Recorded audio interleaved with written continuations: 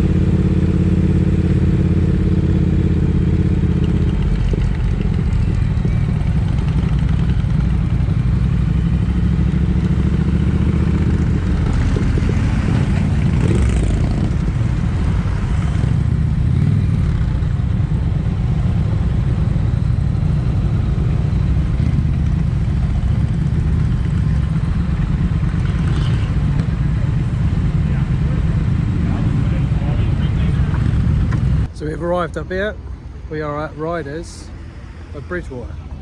This is your next closest Harley specialist.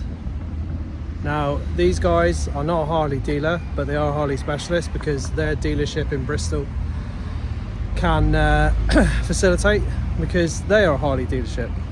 So they can do work on your Harley here. However, if they're not able to do the warranty work here themselves, 3 times a week their van goes up to Bristol, so they can take your bike from here to Bristol. Warranty work can get done, it can get brought back to here. But all the same, it's a hell of a long way. If you're a Harley owner and you've got a Harley that's less than 3 years old and you need something doing, and you live in Penzance, it's like 150, 160 miles. It's a long old way to come. Bit of an inconvenience now that Plymouth is closed, but needs must. If you need it done, you need it done. What more can you say? When you look at that there,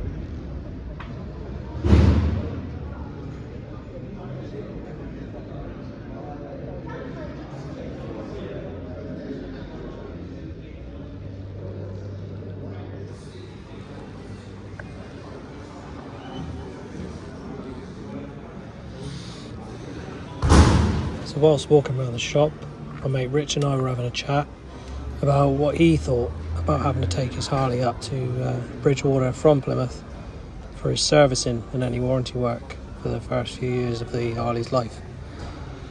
An hour and a half isn't a great run, but it is out of the way. Like I said in the earlier clip, from Penzance it's about 150 to 160 miles, depending on how far down you are. Not brilliant, but like I say, needs must. If you want that bike, then it's just something you've got to do. Like I say, Rich wasn't all that fussed about having to do it, but if something went wrong, he would be ringing them up and telling them to come and collect the bike from Plymouth.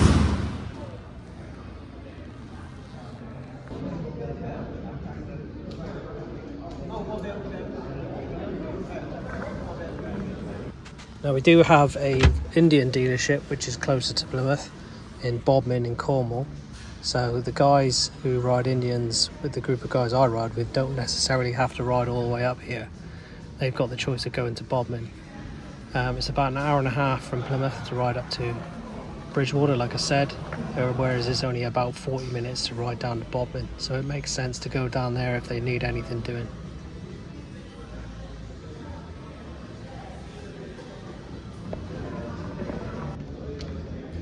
So these guys do have a good selection of stuff upstairs, clothing wise, helmets, shoes, gloves, all that. And they have a good section just to the left of the stairs that you'll see in a second, from the Bobhead brand, which is the company that is doing the event today at Riders. And that was one of the reasons that we went up there. A couple of the guys wanted to get some stuff, and there was a few deals going on with new branded merch coming out. So we took a ride up, have a look around.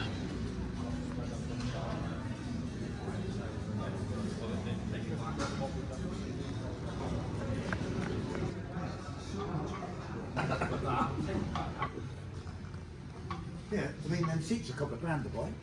Electronic seats. That's fucking pointless. That should be 31,000 pounds.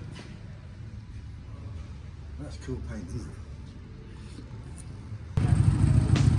it? So these are the guys I rode up with. This is Rich and his Harley Davidson. And the next bike you'll see is my Triumph, a Speed Twin. And you got Bill on his Indian. Then next to his is Joe with another Indian.